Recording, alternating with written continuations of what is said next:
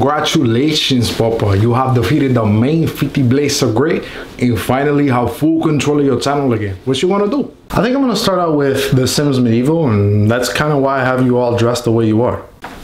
Ah! What was that for? Man, I told you already, Papa. The people want Gothic, so you better be reviewing the Gothic. Comprende? I told you I'm running into issues right now, and until I get that resolved, I can't play the freaking game.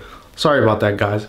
Honestly, you tell me that I don't listen, but honestly, I don't even think you listen to me. Okay, so if I understand correctly, Papa, I'm supposed to be the priest? Correct, and Crow's supposed to be the spy. Then where's his costume? He look exactly the same. What do you mean? He already looks like he's straight out of the medieval ages. Okay, so that leaves you, Papa, which makes you the bard, comprende? You know, I can't even argue with that. We have our cast of characters, so let's get on with the review. Sometimes you can go years without thinking of a game until all of a sudden it pops up in your head for no real reason.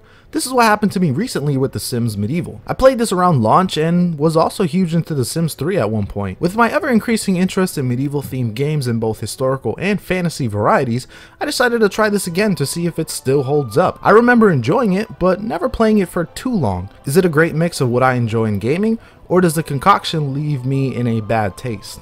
As a disclaimer, I did have some issues when getting footage for the game. For some reason it came out darker than expected. I'm not sure if that's because of the way I was recording it or just the way the game is, but either way I do apologize for it. I will try to correct it in post, but it is what it is. Anyways, this is The Sims Medieval. When you start up this game, you're greeted with an intro that is narrated by the legendary Patrick Stewart.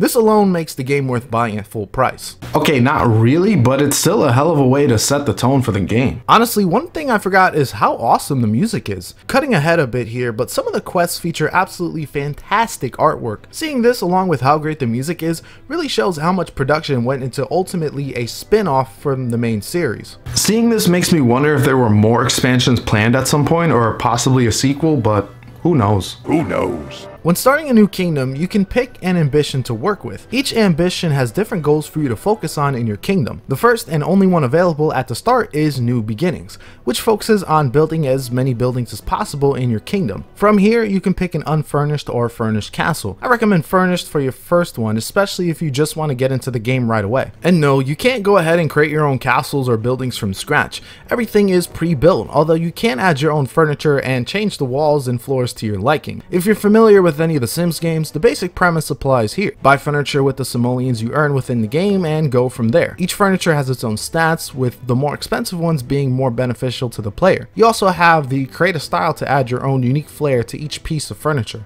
So once you do start up, you'll be able to create your first hero known as the Monarch.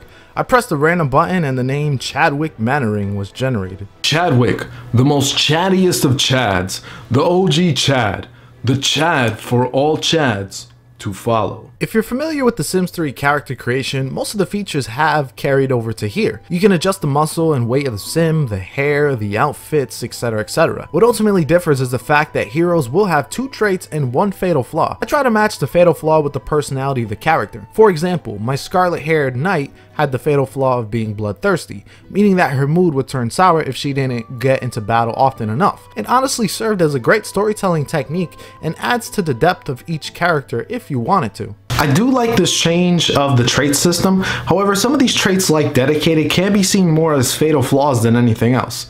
Now we're going to get more into the heroes and the roles later, but first, on to questing. The first quest I recommend everyone to start with is the First Steps quest. This will get you familiar with many of the mechanics found in the game, as well as the Monarch's abilities. You should also note that each quest requires different heroes to participate, so one may feature the Monarch while another focuses exclusively on the spy. It's a good way to keep the gameplay fresh without being bogged down too much by one character. As a Monarch, you can basically do anything a king and queen should do. You can pass edicts, listen to petitions, send people to the pits or stocks, and even duel others. Dueling is mainly influenced by the level of character as well as any equipment he or she has on. Better armors and weapons will give you better odds at winning in a duel. Even though it is mainly hands off, you can change the stance as well as perform abilities such as a hilt smash for extra damage. More can be unlocked from leveling up. It's nothing revolutionary, but seeing your Sims perform combat is pretty awesome, and the animations still look great 10 years later. You can also duel to the death, but make sure you don't end up regretting that decision. You'll also notice that there are only two needs to take care of now, hunger and energy. This is much appreciated and keeps the flow of the quest moving. However, you'll now have daily tasks to attend to. Depending on who the hero is will determine what the task is. For example, a monarch's task can be to listen to a few petitions by the people or write a few laws. Completing tasks will improve your character's mood, which is vital to quest performance. A majority of the quest will take place within the kingdom itself, but other times you may need to travel outside of the kingdom. This sounds cool in theory, how like World Adventures had it with tombs to explore in The Sims 3, but it just ends up being a rabbit hole. This was easily the biggest disappointment I had with the game at the time, and kinda still now. This is such a wasted opportunity that could have made this into more of a living and breathing world with so many opportunities for exploration. I mean, it's like, what if all my battles just took place off screen? Something like this.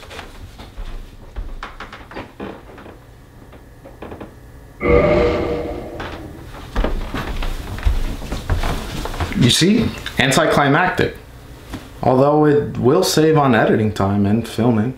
Maybe I'll do more of that. When a quest is completed, you'll gain simoleons, resource points, and XP depending on your performance. This is also where you'll most likely level up. Leveling up can unlock new abilities for each character, as well as making them proficient in what they already do. XP can also be gained from normal tasks, but the majority of it will be earned from quest completion. After that, you're on to bigger and better quests featuring the heroes. Each quest will also influence the kingdom's stats of well-being, security, culture, and knowledge. All of these you will want to keep high in order to provide various benefits to the kingdom. One thing to note is how some of these quests can have dire consequences, and some can even be failed. Heck, there's even one where you get to assassinate the monarch. Whether it's a duel to the death or a swift poison is up to you, but the inclusion here adds real weight to each quest and adds to your kingdom's narrative. Hey Papa, you gonna talk about the other heroes in the game? Yeah, I'm gonna do that. Just get in position like I told you. Okay, have a good one, and remember, praise the Watcher.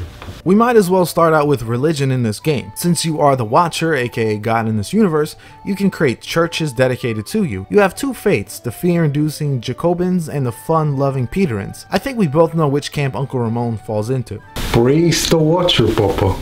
Both have their own ways of converting fellows into their religion, but one common feature is the use of sermons. You can set the time when you want to perform it and get donations based off your performance. As a low-level priest, it'll be hard to convince the people, but later levels it will yield larger donations. Oh, you could trust me.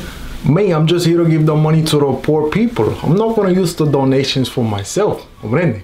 Mr. Crow represents the spy here. Unfortunately, there is no Plague Doctor outfit, but there are plenty of other cool outfits to play with, especially for males. Along with the expected fighting, stealing, and eavesdropping, you can also pass edicts and participate in diplomatic affairs similar to the Monarch. Poisons and potions can also be made provided that you have the right materials gathered in your inventory. Overall, a very fun hero and one that I had a ton of fun with. As expected, wizards are another really cool class with a variety of spells and potions at their disposal. You can memorize spells by combining the correct runes together and using them for your own good or evil will. Unlike the other Sims, you don't sleep like a normal person. Instead, you meditate in order to regain your energy, making that you can basically sleep anywhere. The knight is a staple of medieval lore, both fictional and historical. Personally, I love playing as knights in video games, but this one is just a letdown. It really doesn't have anything unique to it compared to other heroes. It can duel like both the Monarch and the Spy, but that's pretty much it. Definitely a disappointment in my opinion. There's also the friendly neighborhood physician to help treat the wounds of our heroes, as well as any ailments that may befall them. They may need to operate on them, which involves a minigame of draining the patient's blood with leeches so that they are sedated enough to administer a cure. They can also create cells for quick treatment, a decent class to play with if you're tired of the constant combat. If I had to pick one class that I actively dislike, it would be the merchant class. All you do is buy and resell things at a higher price. This is a missed opportunity as you can't even gather many of the resources to resell. The daily activities are also tedious, which involves acquiring certain materials to trade for others via boat. Genuinely just not as fun to play as. A much better version of the merchant is the blacksmith, which is one I enjoyed a lot. Blacksmiths play a very important role making various items for the heroes and can also sell them for a huge profit. Along with a smithing minigame, smiths will need to gather various ores around the kingdom in order to create these items. Leveling up allows for higher quality items as well as higher chances to create legendary quality items. It's a very enjoyable class and a great way to arm your heroes and make that cash money, boy. Last but not least is the Bard, which is apparently supposed to be me, even though I have no musical talent whatsoever. You can play songs with your lute as well as compose poems by inspiration you collect from other individuals. Out of all the heroes, it definitely is the most lighthearted one, and it's all about making people happy and playing to your heart out, regardless of how little pay you earn from it. And yeah, money is hard to come by, especially early on, but I appreciate it considering the social standing of the character. Overall, another fun class. The heroes are definitely fun, and I do recommend to try them all at once. But I do have one question. Where the hell is the ranger? Or at least, where the hell are bows in this universe? It seems like an odd inclusion in my opinion, considering how prevalent longbows and crossbows were during this time. I can only assume this was omitted due to engine limitations. Ultimately, this ties into how basic the equipment system is. For fighting, all the game features is longswords. It's strange considering some art in this game features swords and shields being used, but good luck seeing that. Also, imagine if we were able to get like some spears or halberds, or heck, maybe a broom for good measure. One inclusion I find strange is the fact that you can have a family. I know this is a staple of The Sims, but this is just an odd inclusion. It harkens back to the Sim 1 days, where kids stay kids forever and don't age. You also don't get to play as them, nor as your spouse, so I never really bothered with this feature unless the quest called for it. I wonder if the devs just ran out of time and there was more planned for families. It just feels very tacked on, and curious if there was more to the story. Once you run out of quest points, you complete the ambition and are given a medal based on whether or not you reach the ambition's goals. If you do well, you'll unlock a ton more stuff to play around with, as well as other ambitions to begin a new kingdom with. I would also recommend to perform the Brave New World quest, which allows a hero of your choice to become the monarch of a new kingdom. Not only will you have your level carry over, but also the abilities of the previous profession at your disposal along with those of the monarch. I chose my spy with the new kingdom and was able to get a ton of cash money back from stealing funds whenever I can. I mean, after I found this out, I wanted to make like a magic wielding king, something like Balthazar Gelt becoming the emperor. However, I did soon find out that I don't know if I want to pursue it because it has to do with me starting over a new kingdom. And with all the investment I put into the kingdom, it is a hard proposition for me to accept. It also doesn't help that every ambition is basically the same setup. The buildings are the same, the locations are the same, heck, even the quests are the same. Since you'll need a new cast of heroes, you'll basically be starting over at level 1 with only the monarch being the only possible carryover. Thankfully, there is a free play ambition known as an Internal Kingdom. So if you just don't want to worry about any goals or anything like that, play that. Overall, The Sims Medieval is a very enjoyable experience that I can recommend. May not be a full RPG or have all the elements from The Sims, but it is a solid concoction of elements and a solid takes of the tropes of medieval fantasy. I just wish some things like equipment and areas to explore were expanded upon to truly make this a game worth coming back to over and over again. For now, it's a solid experience that is definitely worth playing, at least to complete one ambition. So that was The Sims Medieval. Did you guys enjoy it? Please let me know. Please like, share, and subscribe. Comment down below on other games I can look at like Gothic, and we'll go from there. As always, thank you guys for watching, and this is Powerhouse, signing off.